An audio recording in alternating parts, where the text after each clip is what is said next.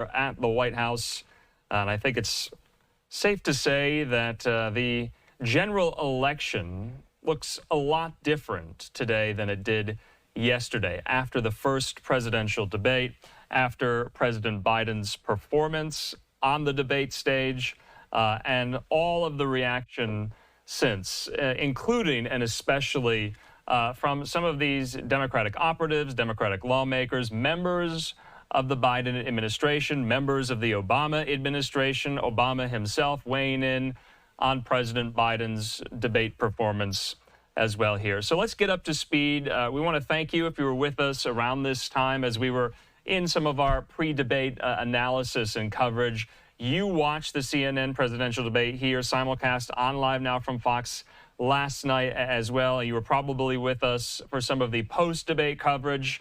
Well, let's do the day after coverage because so many of you are still talking about it. I was talking about it this morning here in the newsroom with my colleagues, at the gym, with my family, with my friends. Everyone is talking about the presidential debate. In the meantime here, we do want to hear from Fox News's Connor Hansen. He has the state of the race one day after. Let's watch.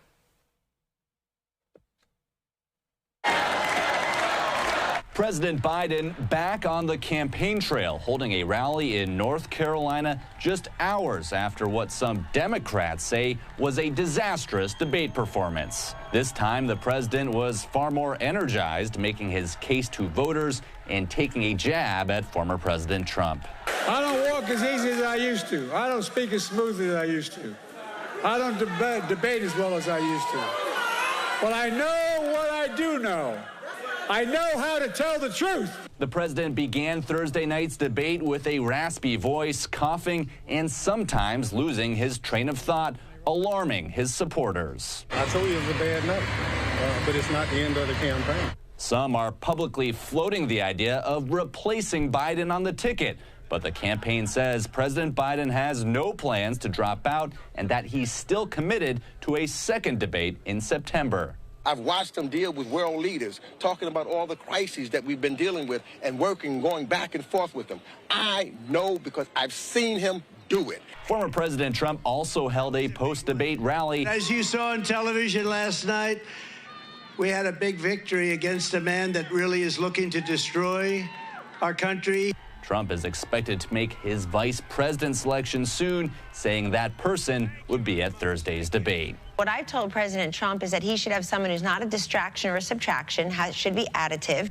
The DNC announced it plans to make its official nomination virtually ahead of the August 7th deadline and before the Chicago convention. In New York, Connor Hansen, Fox News. Connor, thanks so much. I want to put up some of this reporting here from Pat Ward there at the White House. Brett Baer tweeting out that, saying the Biden campaign confirms to Fox that not only does President Biden not plan to drop out, the president remains committed to a second debate in September. Well, let's talk about all of these political considerations at play with our friend, political reporter Ben Jacobs. He joins me. Ben, good to see you. Happy Friday here. And boy, if you had asked me before the presidential debate that we would be talking about something that you and I have talked about before, this somewhat fringe theory that had been bandied about to replace Biden on the ticket. And I think it's safe to say now it has gone full-bore mainstream after his performance last night. Would you agree? Yes, I think it certainly is. And I think there's legit concern now from Democrats about what to do. It doesn't necessarily mean anything will happen. But there's the real concern that it was always sort of factored into this race that Joe Biden is old. And last night, he looked really, really old and left people really concerned that he, was stumbling, bumbling, didn't finish sentences, fumbled opportunities. He took one question about abortion, which is the strongest issue for Democrats, and somehow turned into an answer about illegal immigration, which is the strongest issue for Republicans, that this was not something stuck to it. And people were concerned that, this is what they saw last night and, didn't look like someone who is capable of being president, or at least the performative aspects of being president. You know, Ben, I want to put up this tweet here because you can make the argument as well. The call is coming from inside the House. The New York Times opinion, I'm going to read it right now. The title is, "To serve his country, President Biden should leave the race." This just dropped this afternoon. This is from the editorial board. Ben, the last two paragraphs say this: "The clearest path for Democrats to defeat a candidate defined by his lies is to deal truthfully with the American public, acknowledge that Mr. Biden can't continue his race, and create a process to select someone more capable to stand in his place to defeat Trump in November. It is the best chance to protect the soul of the nation, the cause that drew Mr. Biden to run for the presidency in 2019, from the malign warping of Mr. Trump. And it is the best service that Mr. Biden can provide to a country that he has nobly served for so long." So what's at play here?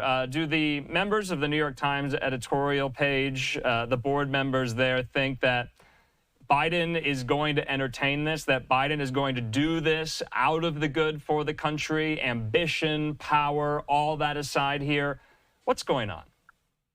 First of all, I can't imagine anything the New York Times editorial board says has the slightest influence on Joe Biden. I mean, moving aside, the relative lack of influence of newspaper editorial boards, that the New York Times editorial board infamously did a joint endorsement of Amy Klobuchar and Elizabeth Warren in 2019 and was not friendly towards Biden. And pointedly, they had at the DNC, the elevator operator from the New York Times introduced him. There was an older Black woman who was far more enthusiastic towards Biden than the editorial board, which was the underlying argument of the Biden campaign, that the base of the Democratic Party really liked Joe Biden, and the DC, New York elites did not. The other thing is that there's really no mechanism to do this, that it's great to say Joe Biden looked really old, he needs to be replaced. Then it's how, what happens then, what are the issues with that? We just went through an entire Democratic primary process that Joe Biden overwhelmingly won. Like, he's legitimately elected, legitimately has the nomination.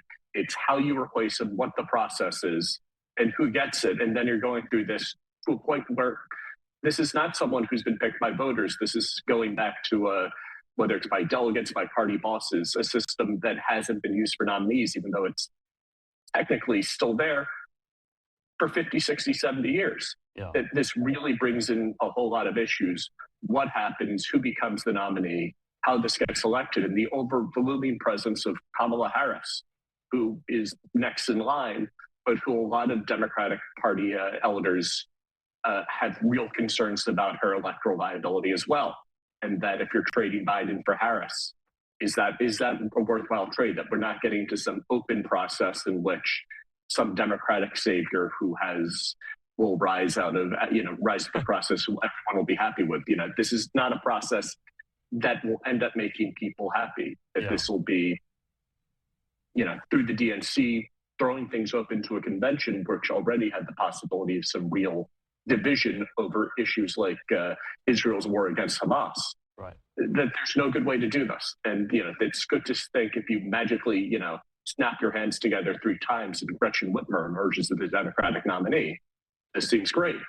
But we live in a real world and things are a lot messier than that.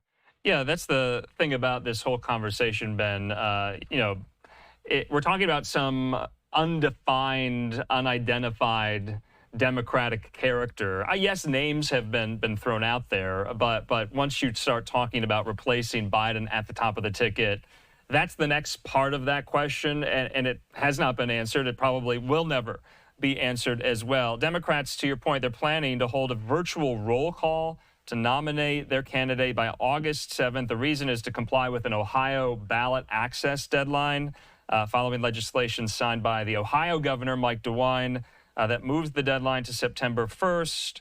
Also, be aware, Democrats do not need to hold this virtual vote by August 7th, unless we hear otherwise at LiveNOW. The Democrats' plan is for a willing Biden to become the nominee on August 7th at the latest. So it seems like that would be the deadline for any of these changes, or if they went into some type of brokered convention. But you need names first here. I guess go ahead.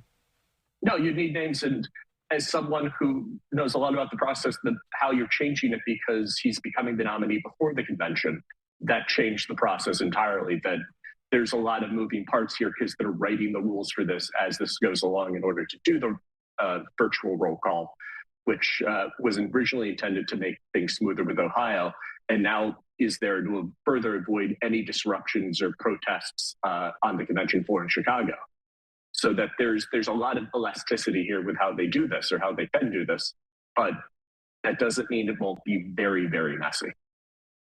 Let's talk about more of the response from some of these very high-profile Democrats. I want to put up this tweet here from former President Barack Obama. He says this: "Bad debate nights happen. Trust me, I know. But this election is still a choice between someone who has fought for ordinary folks his entire life and someone who only cares about himself. Between someone who tells the truth, who knows right from wrong, and will give it to the American people straight, and someone who lies through his teeth for his own benefit. Last night didn't change that, and it's why so much is at stake in November." And he put Joe Biden's website in the same tweet. So last night, I think the conventional wisdom that was forming was the dam had broken. Is the dam being patched up, though, this morning by some of these very high-profile Democrats like Obama, like Vice President Harris, like former Speaker Pelosi? What is the spin they are putting on this? Because it doesn't seem like the panic is as pronounced as it was in the immediate aftermath of the debate last night. Or maybe it is. How do you assess it? Look, the panic's always immediately pronounced there, but I think this is people trying to figure out how to deal with this and how to address this, since there's no indication Joe Biden is going anywhere. And, you're seeing the spin Democrats talking about this.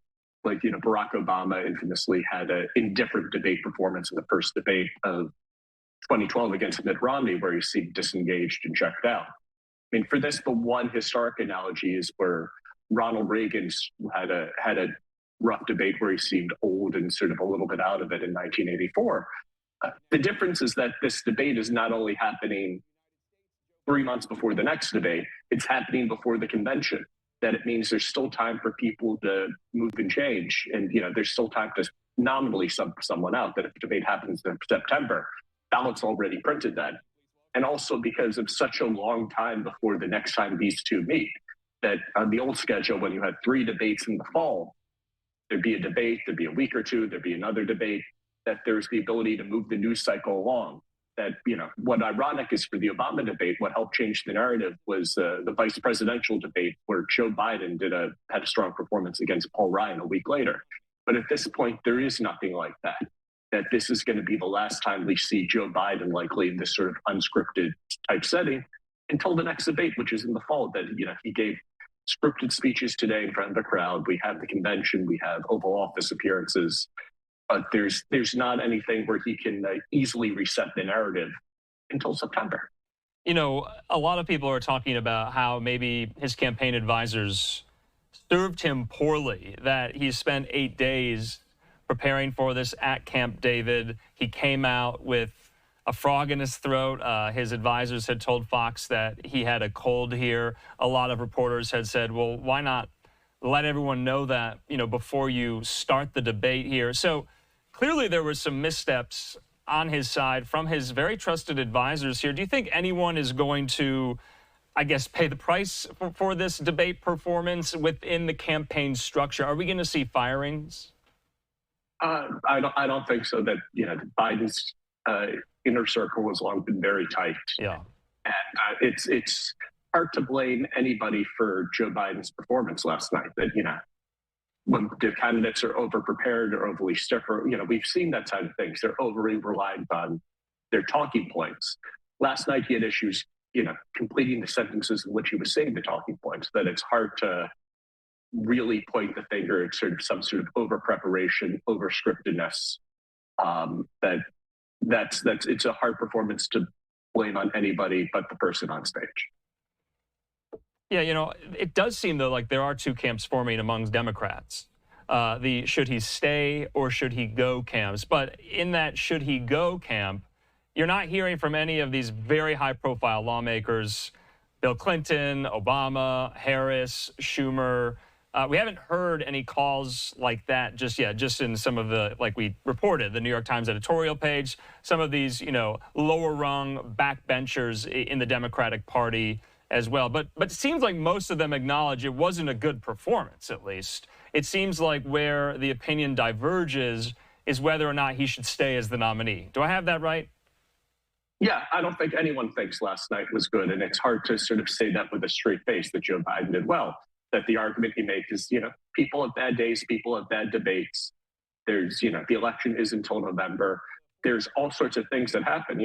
We're less than 2 weeks away from Donald Trump being criminally sentenced to jail for felonies.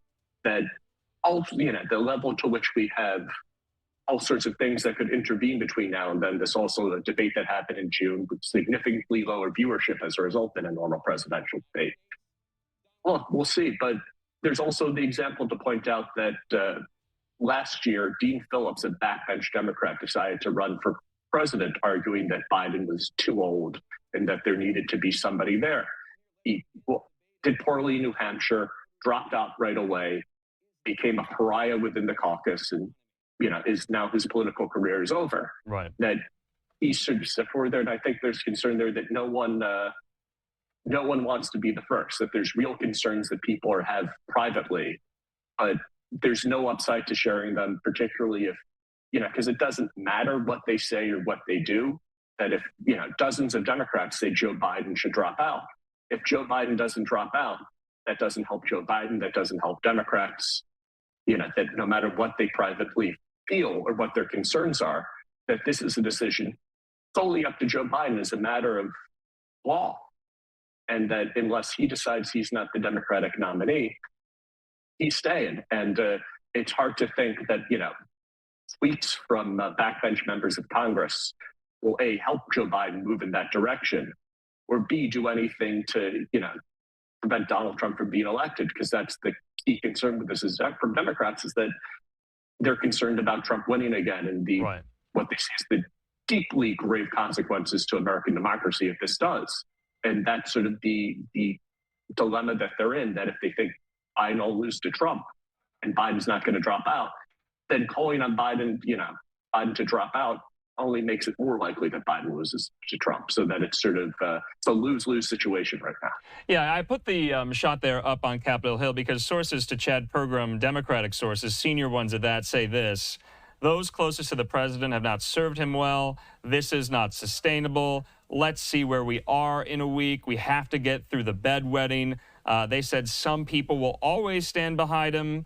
Another added, this should have been addressed a long time ago. So that whole line for, I guess, the entire year about these age questions, Ben, that, Karine Jean-Pierre and others, both at the White House and in the campaign, were made to answer.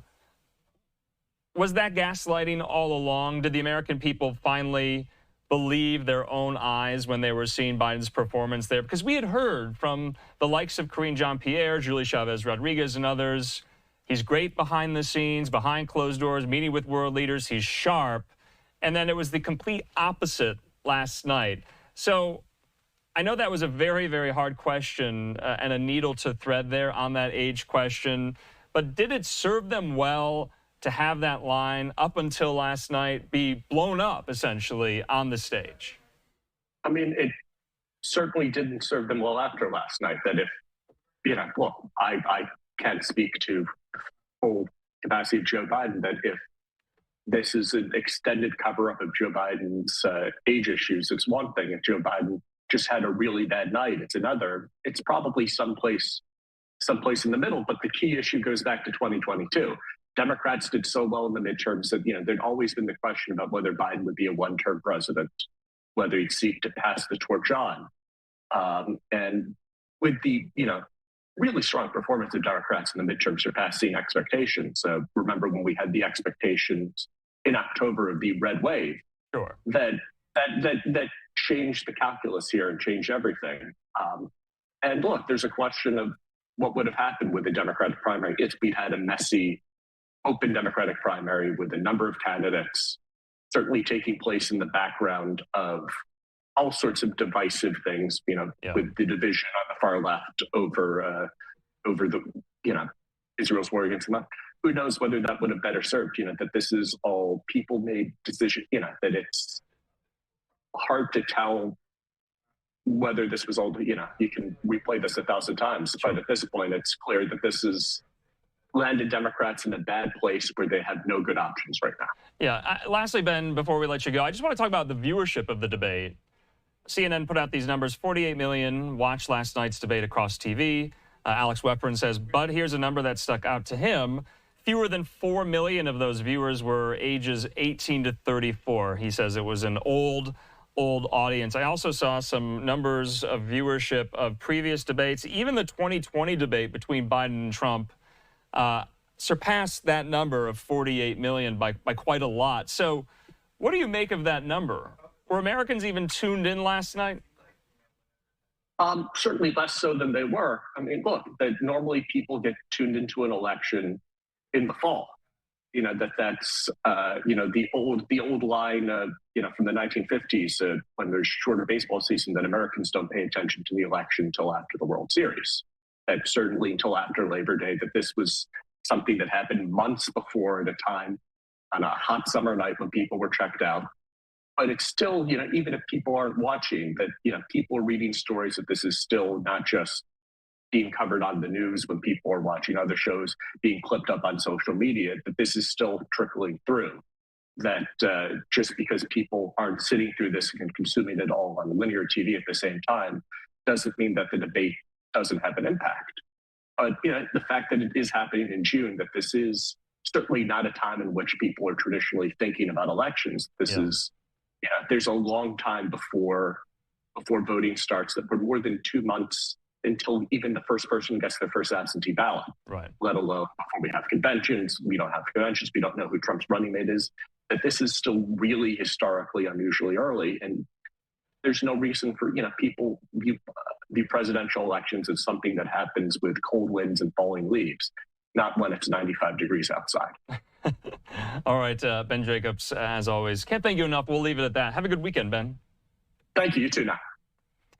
All right, in the meantime here, before we go to a quick commercial break, after the break, you'll hear from President Biden. He traveled to Raleigh, North Carolina after the debate last night and gave a rally to his supporters. But just some more reporting on this question of President Biden's performance. We brought you the news. The New York Times editorial board is calling for him to step aside. Also, reporting in from Fox News senior White House correspondent Jackie Heinrich. She texted with some Democratic sources this morning. They told her, these are Democratic sources, quote, the race is over, quote, we are effed. Also, responding to my question, Jackie's question of whether the campaign will kill the second debate, a Democratic source said to her, God, I don't know. Another said, we should. Now, that comes before we brought you the news. Biden campaign officials telling Fox News they are still committed to that second debate. Jackie Heinrich telling us is that she has been asking whether any heads will roll in Biden's inner circle. I asked that of Ben Jacobs that you just heard. She reports that the resounding answer is no, which is depressing to many of these inside Democratic sources in the Biden camp. All right, we do want to get into more of this reaction here. Vice President Harris tweeting this out as well, saying, in a real leader, character matters more than style. And Donald Trump simply does not have the character to be president of the United States. Of course, we know just yesterday in an appearance, an interview on CNN with Anderson Cooper, Vice President Harris said, don't think about the last hour and a half. Think about the last 3.5 years. She was stressing that performance-based metric last night there. Of course, she was somewhat outspoken and forthcoming. Remember, we brought you the news yesterday in that very same interview. She said it was a slow start, but she acknowledged she thought it was a strong finish. Also, before we go to break, I want to leave you with this. This is the cover now of next week's Time magazine. One word, panic. We'll see you in 2 minutes.